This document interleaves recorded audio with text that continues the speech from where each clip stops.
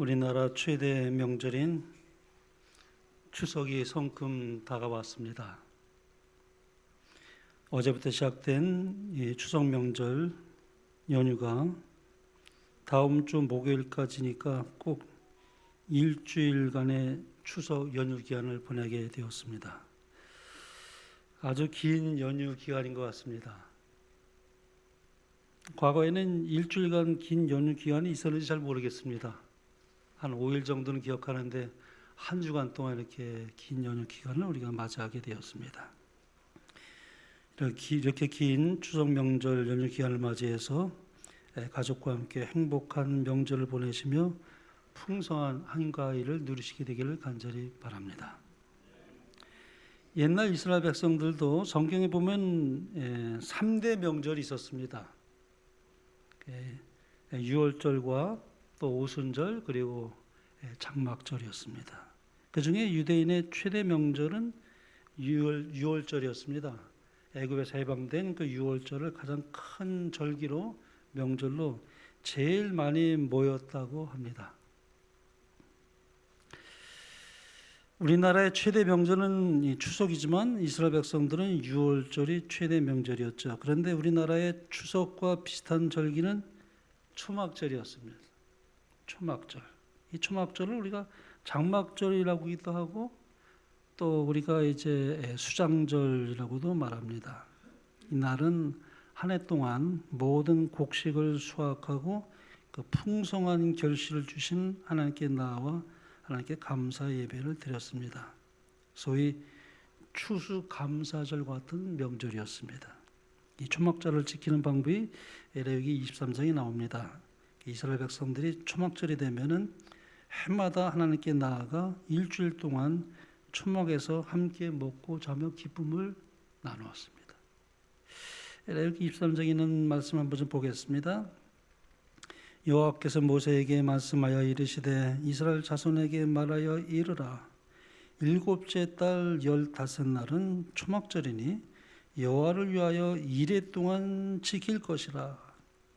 너희가 토지 소산 거두기를 마치거든 일곱째 달 15날부터 이레 동안 여호와의 절기를 지키되 첫날에도 안식하고 여덟째 날에도 안식할 것이요 너희는 이레 동안 초막에 거주하되 이스라엘에서 난 자는 다 초막에 거주할지니 이는 내가 이스라엘 자손을 애굽 땅에서 인도하여 내던 때에 초막에 거주하게 한 줄을 너희 대대로 알게 함이니라.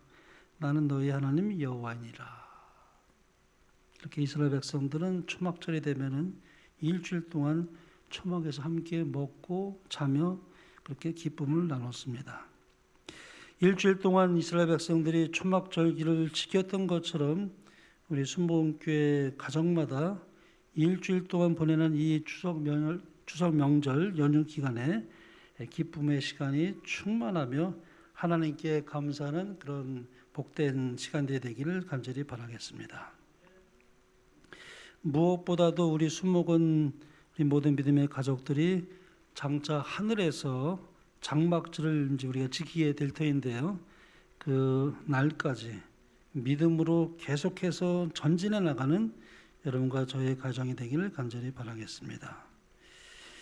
우리가 정말 하늘의 장막절을 눈앞에 두고 있습니다. 얼마 남지 않았습니다. 하늘에서 장막절을 지킬 날이 정말 얼마 남지 않았습니다. 이제 곧 머지않아 예수님께서 영광스럽게 재림하시게 될 것입니다. 예수님의 재림을 앞두고 있는 이 중요한 때에 예수님께서 말씀하신 10처녀의 비유를 한번 생각해 보게 됩니다. 그 10처녀의 비유에 보면은 미련한 5처녀의 이야기가 나옵니다. 신물기원에 보면은 미련한 5처녀에 대해서 이렇게 기록하고 있습니다. 미련한 처녀로 대표된 계급은 외식하는 자들이 아니다. 그들은 진리를 존중히 여기고 진리를 옹호해 왔다. 그러나 저희는 성령의 역사에 순종하지 않았다. 그들은 하나님을 알지 못한다. 그러므로 그들은 하나님을 의지할 줄도 모르고 하나님을 바라보고 살 줄도 모른다. 사도 바울은 이런 상태가 예수님의 재림 직전에 사는 사람들의 특성이 될 것이라고 밝히 말하였다. 우리 모두가 이러한 미련한 다섯 처녀로 대표된 계급에 우리 자신이 발견되지 않게 되기를 바랍니다. 여기 미련한 다섯 처녀의 특징이 뭐냐 하면은, 첫째는 저희는 성령의 역사에 순종하지 않았다 그랬습니다. 그리고 두 번째는 그들은 하나님을 알지 못한다 그렇게 말씀합니다. 그리고 셋째로는 그러므로 그들은 하나님을 의지할 줄도 모르고 하나님을 바라보고 살 줄도 모른다. 이러한 상태가 바로 예수님의 재림 직전에 사는 사람들의 특성이 될 것이라고 말씀하고 있습니다. 그러므로 믿음이라고 하는 것은 무엇인가 하면 하나님을 아는 데에 기초하고 있습니다. 믿음은 들음에서 나며 들음은 그리스도의 말씀으로 말미암았느니라 그랬습니다. 우리가 말씀을 들어서 알아야 믿지 않겠습니까? 그러니까 믿음이라는 것은 뭐에 기초해 있는가? 하나님을 아는 것에 기초되어 있습니다. 영생은 곧 유일하신 참 하나님과 그의 보내신 자 예수 그리스도를 아는 것이라 그랬어요. 근데 이 참 우리가 하나님을 이렇게 바르게 아는 것이 참 필요한데, 이 하나님을 바르게 알 때에 그분을 우리가 전적으로 신뢰할 수가 있습니다. 하나님께 모든 것, 우리 모든 짐을 하나님께 맡길 수가 있습니다. 우리 앞으로 일어날 모든 미래 일들까지도 우리가, 이 세상은 정말 너무나 걱정이 많은, 이 정말 이 어떻게 세상 역사가 진행될 것인지 우리가 아무도 예측할 수 없는 불확실한 미래에 우리 살고 있지만은, 그러나 우리가 염려하지 않는 것은 그 모든 것까지라도 하나님께 우리가 맡길 수가 있는 것은 우리가 믿음이 있기 때문에 그래요. 그리고 하나님을 신뢰하기 때문에 걱정 근심하지 않습니다. 그래서 이 믿음이라고 하는 것은 참 우리가 참 신뢰라는 말과 뗄래야 뗄 수가 없어요. 이 신뢰라는 것도 아는 데서부터 옵니다. 이 세상에서도 그렇죠. 우리가 그 사람을 어떻게 신뢰할 수가 있을까요? 그래서 우리가 그 사람을 정말 알기 때문에 신뢰할 수가 있는 겁니다. 아, 그 사람은 확실해. 틀림없는 사람이야. 그래서 그분을 알기 때문에 우리가 신뢰하는 것입니다. 이렇게 믿음과 신뢰는 뗄래야 뗄 수가 없는 관계입니다. 믿음과 신뢰는 항상 같이 가게 돼 있어요. 이 동반자의 관계입니다. 믿는데 나는 신뢰할 수 없다. 사실 말이 안 되는 것입니다. 진정한 믿음은 신뢰를 포함합니다. 믿는데 신뢰하지 못한다는 것은 사실 마귀의 믿음이 그렇죠. 마귀가 하나님을 믿는데 하나님을 신뢰하지는 않아요. 그래서 완전한 천사장이었던 루시퍼가 사탄 마귀가 된 것입니다. 하나님 처음부터 하나님이 처음부터 사탄을 창조한 것은 아니었습니다. 하나님이 루시퍼를 창조했지 사탄을 창조하지 않았죠. 완전한 최고의 천사장으로 창조했지만 루시퍼가 마귀가 됐습니다. 하나님을 신뢰하지 못하기 때문에 그는 타락했습니다. 결국에 가서는 하늘에서 쫓겨나 하나님을 대적하는 자 사탄이 되었죠. 그러나 사탄도 하나님을 압니다. 믿습니다. 잘 믿습니다. 하나님의 어전에서 가장 가까이 섬겼던 존재이기 때문에 하나님을 얼마나 잘 확실하게 믿겠습니까? 그러나 사탄은 하나님을 신뢰하는 믿음을 가지고 있지 않습니다. 히브리서 2장에 보면 이렇게 말씀하고 있죠. 내가 하나님은 한 분이신 줄을 믿느냐? 잘하는도다. 귀신들도 믿고 떠느니라. 마귀도 하나님을 잘 믿죠. 믿음이 있습니다. 하나님을 신뢰하지 않습니다. 그래서 사탄은 믿음을 가졌지만 구원받지 못하는 믿음을 가지고 있습니다.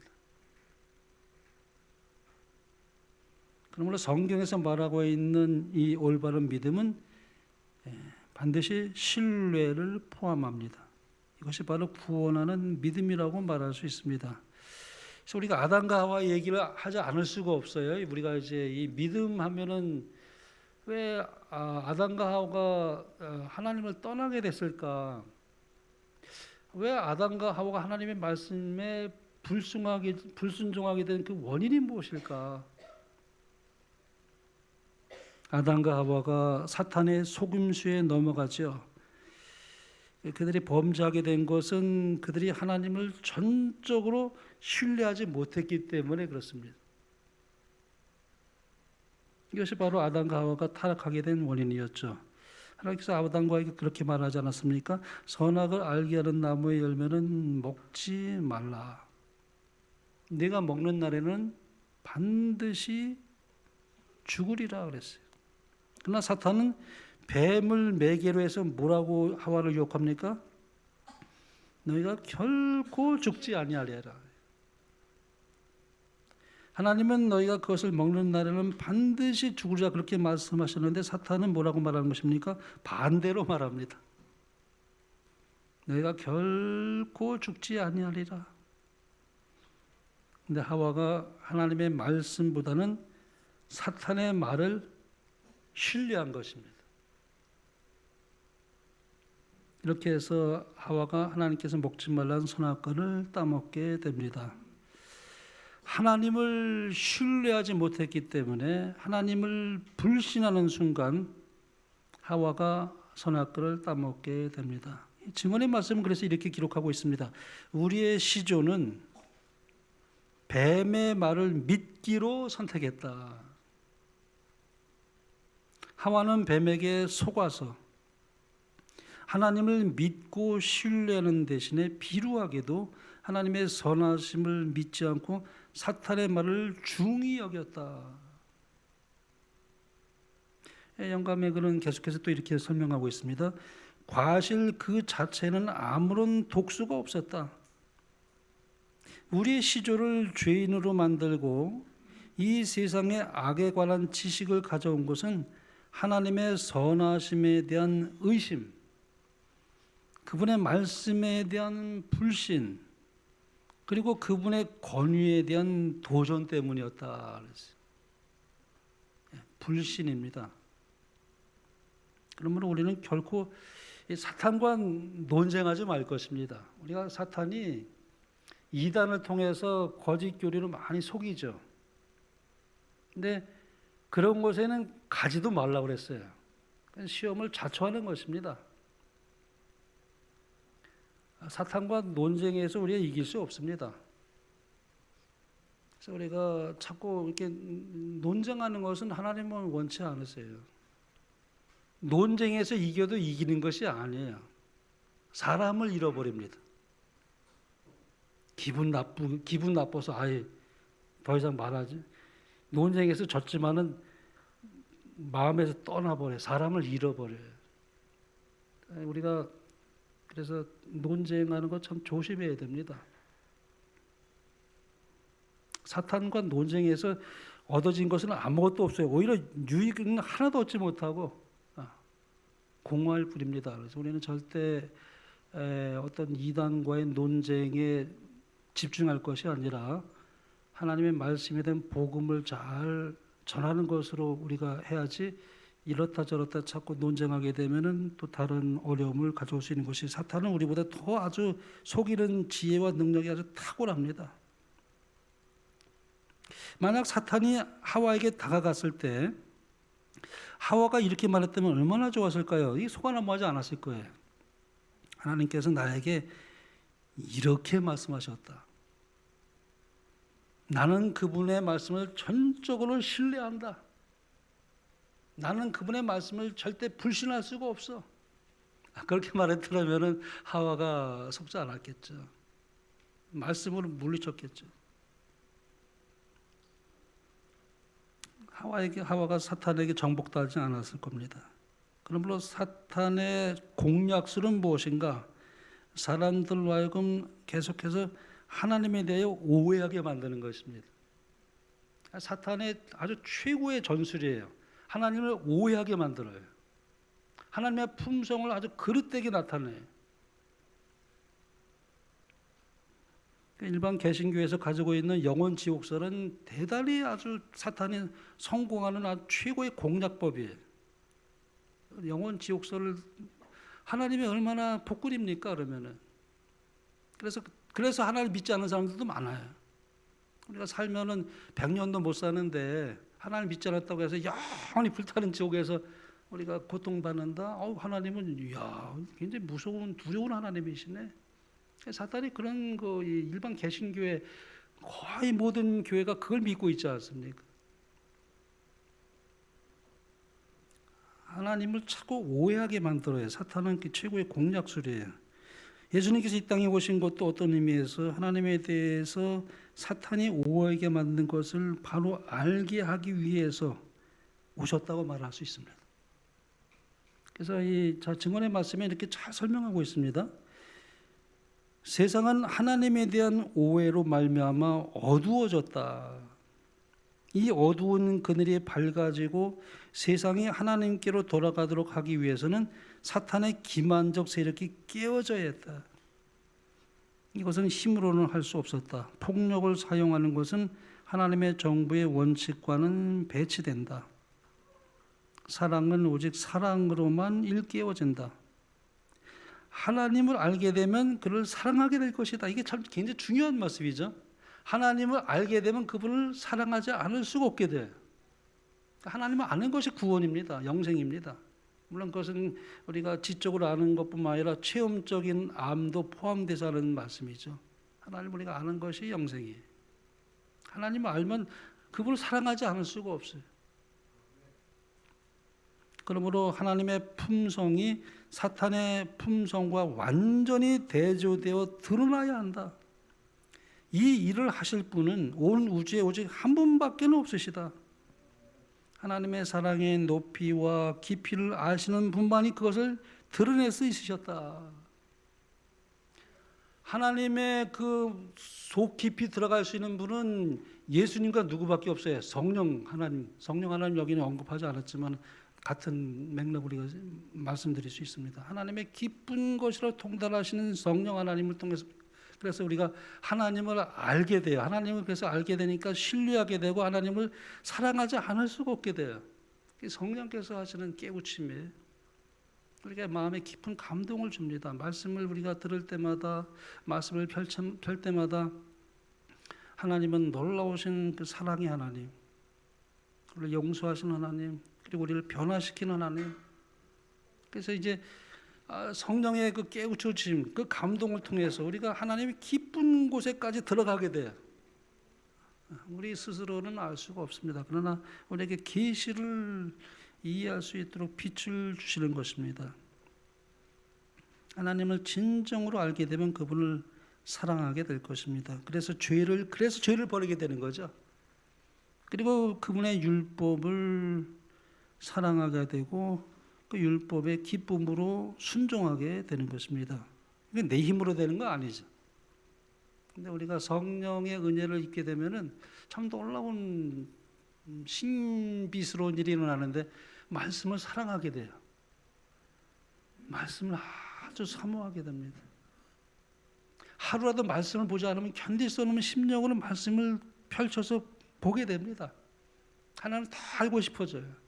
하나님을 더 많이 사랑하고 싶어지고 우리가 이제 거듭나면은 이것이 더욱이에요.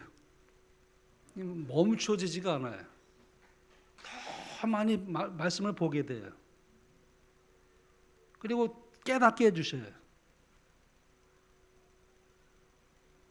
그래서 예수께서 이런 말씀하셨어요. 너희가 나를 사랑하면 나의 계명을 지키리라.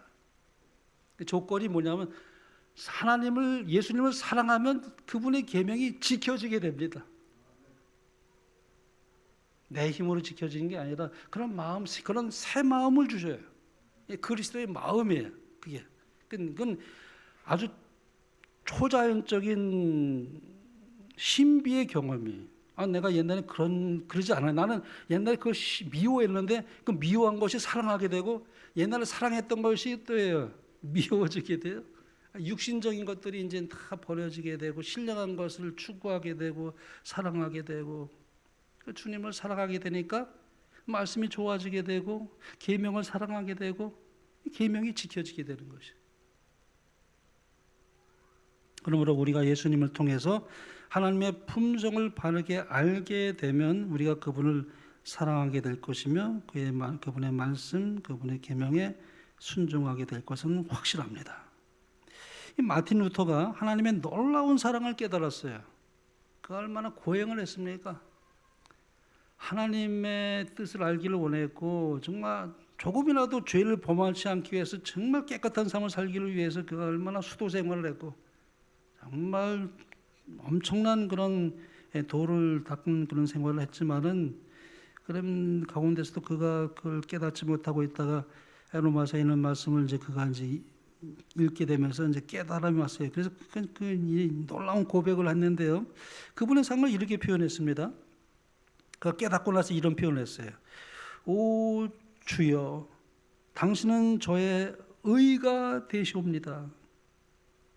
그러나 저는 단지 주님의 죄일 뿐입니다. 그런데 놀라운 것은 주님께서는 저의 것인 죄를 취하여 가셨습니다. 그런데 원래 저의 모습이 아니었고 또 저의 것이 아니었던 당신의 의를 저에게 주셨나이다. 이것을 이제 마틴 루터는 놀라운 교환, 그런 유명한 말을 이제 남겼어요. 종교개혁을 그거 하면서. 이거 유명한 말이 됐어요. 놀라운 교환. 자리바꿈이 돼가지고 말이죠. 그게 하나님의 복음이라는 것을 깨닫고 그가 종교개혁을 일으켰던 위대한 하나님의 사람이 되었죠. 믿음으로 말미암는 의를 이렇게 설명한 것입니다. 근데 보세요. 마틴 루터뿐만 아니라 우리가 증언의 말씀에 보면은 얼마나 이렇게 참 잘 묘사하고 있는지 몰라요. 이 증언의 말씀에도 여기 이렇게 말씀하고 있습니다. 그리스도께서는 우리로 당신께서 받으실 만한 대접을 받게 하기 위하여 우리가 받아야 할 대우를 받으셨다. 그리스도께서 당신과 아무 상관이 없으신 우리의 죄를 인하여 정죄함을 받으신 것은 우리로 하여금 아무런 공로도 없는 당신의 의로 의롭다 하심을 받게 하시기 위함이었다. 그분께서는 당신의 것인 생명을 우리가 받도록 하게 하시려고 우리의 것인 죽음을 당하셨다. 그가 채찍에 맞음을 우리가 나음을 입었도다.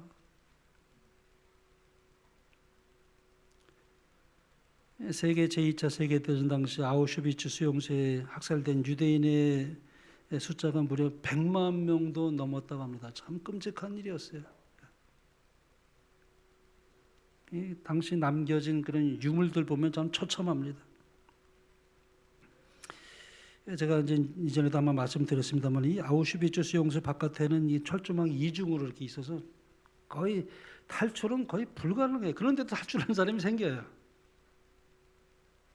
제가 우리 교도소에 저 헌병 근무를 했었잖아요. 나갈 수가 없어요. 정말 나갈 수가 없는데 탈영병이 생깁니다. 교도소에서. 그러면 이제 헌병 그 근무자가 대신 들어가요. 그런 일이 생겼어요 옛날에. 이건 도저히 나갈 수 없는데 어떻게 나가는지 그걸 참 알 수가 없어요. 그런데 여기도 마찬가지. 아우슈비츠에서 어떤 한 사람이 그런데도 불구하고 이 바깥에는 또 이중 서 있지만 전기로 따라가지고 나갈 수가 없는데 한 명이 나간 거예요.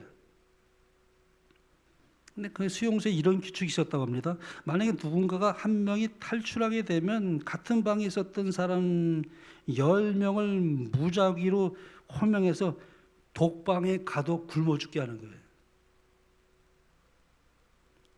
이것이 아우슈비츠 수용소의 규칙이었습니다. 근데 한 명이 탈출했기 때문에 이 수용소의 규칙에 따라서 이제 10명의 명단이 무작위로 이제 호출되었습니다. 그때 자기 이름이 호명되자 한 사람이 아주 절규하며 눈물을 흘리며 애원을 했습니다. 저는 죽을 수가 없습니다. 살려주세요. 저의 사랑하는 아내가 저를 기다리고 있습니다. 자녀들을 남겨두고 제가 죽을 수 없습니다. 아주 울부짖었습니다. 그때 울부짖고 있던 그 사람의 모습을 지켜보고 있던 한 사람이 있었어요. 그가 걸어 나오면서 독일군 병사에게 아주 정중하게 부탁을 합니다. 제가 혹시 저분을 대신해서 들어갈 수는 없을까요? 너무나 아주 정중하게 제안하는 그 사람을 정말 어이가 없다는 듯이 이 독일군 병사가 바라봤어요. 아니 궁금해서 아니 당신 뭐 하는 사람이야? 예, 저는 신부입니다. 저는 아내도 없고 자식도 없는 사람이라서 제가 저분을 대신해 들어갈 수 있으면 합니다. 잠시 침묵에 잠겨있던 그 독일군 병사가 허락을 했습니다. 그렇게 하시오. 그렇게 해서 이 사람이 그 유명한 콜베라는 신부인데요. 대신해서 이제 콜베가 지하 독방으로 들어가서 굶어서 죽게 하려는데 다른 사람은 다 굶어 죽었는데 이 콜베는 굶어 죽지를 않는 거예요. 그래서 할 수 없이 독국물을 이렇게 주사를 해서 죽여요. 근데 그 다음 날 어떻게 돼요? 수용소에 있는 사람들이 나가게 돼요. 이 콜베 신부의 장렬한 희생으로 인해서 극적으로 이 사람이 이제 살아나게 되는데요. 이 사람이 이제 수용소에서 극적으로 살아남아서 이제 고향으로 돌아가 가족을 만나게 됩니다. 이 가족부리 책이라고 하는 사람인데 1995년에 세상을 떠났습니다. 그는 집에 돌아와 자기를 위해 목숨을 바친 그 콜베 신부를 생각하며 자기 그 정원 뒤편 마당에 그의 기념비를 세워요. 그리고 집을 나서며 들어올 때마다 자기의 생명을 대신한 그분의 죽음이 헛되지 않도록 그분을 늘 떠올리며 아주 진실한 삶을 살기 위해서 그렇게 자기 몸을 온전히 마음을 헌신하면서 그렇게 살았다고 합니다. 그리고 매년 자기가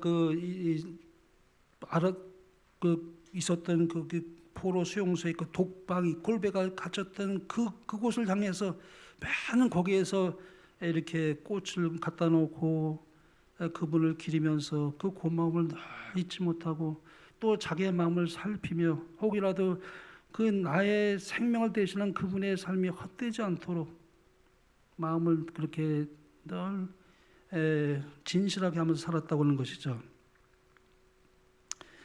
하물며 우리를 죄에서 구원하기 위하여 우리를 대신하여 십자가에서 죽으신 그분의 희생을 생각할 때 그분의 십자가가 헛되지 않도록 우리 또한 우리의 마음에 그분의 그 기념비, 그분의 기념비를 세우고 하나님의 자녀로서 그 마땅한 삶을 살기 위해서 우리의 마음을 그렇게 하나님께 드리며 그렇게 살아가게 되는 것입니다.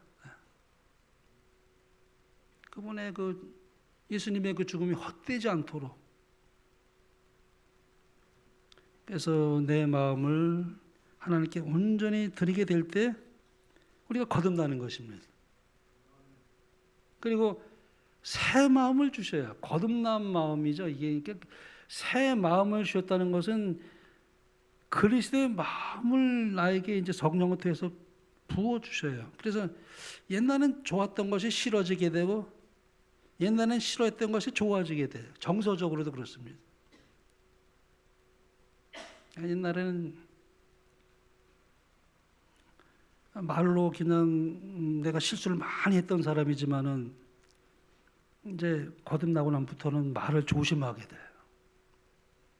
혹시나 내가 한 말에 상처를 입지 않을까 저분이. 그 옛날에는 막 말을 했는데 이제는 말을 아주 조심하게 되고 사려 분별력 있게 행동하려고 하고 다른 사람을 위해서 이제 관대해지게 되고 절대 우리가 어떤 편협한 마음을 갖지 않게 되기를 바라는 심령으로. 근데 내가 그렇게 살지 못할 때가 있어요. 그러면 이제 성령께서 경책하셔요. 어김없이 경책하셔요. 그러면 아주 마음이 아파요. 아주 아리듯이 마음이 아파요. 아, 내가 또 왜 말에 실수를 했을까? 그러니까 내 마음을 아파하면서 애통하면서 하나님, 저 아직도 부족하고 정말 너무나 허물진 저의 모습을 주님께 다시 한번 드리며 용서를 구합니다. 다시 용서해 주신 그 은혜를 통해서 마음의 화평함이 밀려와요.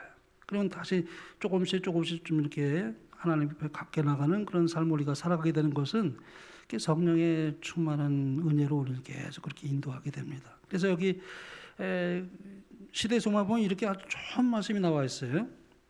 우리가 그리스도의 생애를 깊이 명상하는데 매일 1시간을 바치는 것은 매우 좋은 일이다. 우리는 그분의 생애를 한 조목 한 조목씩 연구하고 각 장면, 특히 그분의 생애 마지막 장면을 확실히 머릿속에 그릴 것이다. 이와 같이 우리가 우리를 위한 그분의 크신 희생을 깊이 생각할 때에 그분에 대한 우리의 신뢰는 더욱 굳어질 것이며 우리의 사랑은 격발되고 우리는 더욱 그리스도의 정신에 깊이 물들게 될 것이다. 그러니까 사람의 마음으로 되는 거 아니에요. 절대 우리의 육신은 불가능합니다. 로마서 우리 8장에 보면은 율법이 육신을 말미암아 연약하여 할 수 없는 그것을 하나님은 하시나니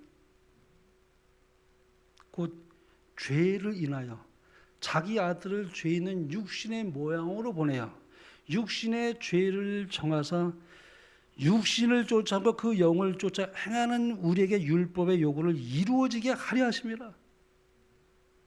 어떻게 율법 우리가 지킬 수, 율법의 요구를 우리가 이룰 수가 없는데 예수님께서 우리를 대신해서 정죄를 받으셨어요. 그 예수님의 정죄당하신 그 놀라운 사랑을 우리가 깊이 성령의 은혜를 통해서 알게 될 때 마음이 깨어져요. 마음이 부수어집니다. 그리고 내가 완전히 하나님께 마음을 드리게 될 때 하늘에서 새 마음을 주시는 건 뭐냐면 성령을 우리에게 선물로 주셔요. 참 놀라운 마음의 평화가 우리의 마음에 아주 가득하게 됩니다. 하나님께서 하신 일이지 내 속에서 나온 것은 결코 아닙니다. 우리가 특별히 예수님의 마지막 생애 장면을 자주 명상하게 된다면 그리고 그분의 크신 희생을 깊이 생각하게 된다면 돌 같은 우리의 마음일지라도 우리의 자아가 깨어지며 그분의 사랑이 우리의 마음에 격발이 되어 우리가 깊이 그리스도의 정신에 물들게 될 것이다. 얼마나 감사합니까? 우리가 이렇게 될 수가, 우리가 어떻게 그리스도의 정신에 물들게 될 수가 없죠. 우리는 절대 그렇게 될 수 없는 존재인데 그리스도의 사랑을 깨닫게 될 때 우리의 마음을 주님께 드리게 되면 성령께서 우리의 마음에 그런 역사가 일어나게 됩니다. 그게 우리가 그것이 거듭남이라고 말합니다.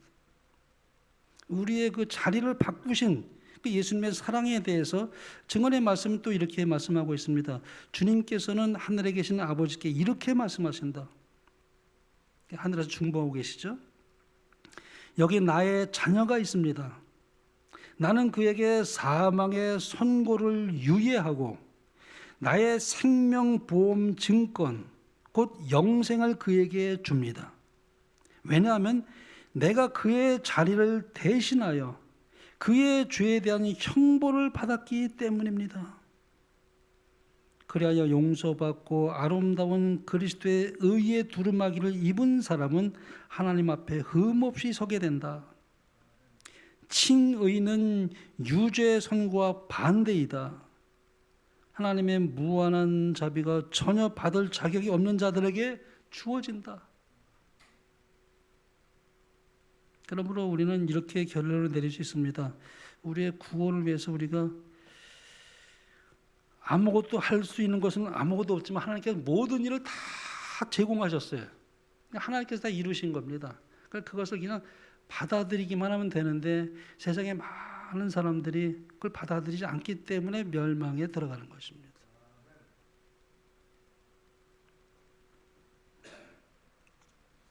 구원의 선물을 받는데 우리가 해야 할 일은 아무것도 없습니다. 그 선물을 받는 조건은 오직 한 가지, 믿음이에요. 믿음. 그렇죠? 믿음으로 구원의 선물을 받습니다. 근데 그것은 물론 신뢰를 포함한 믿음이에요.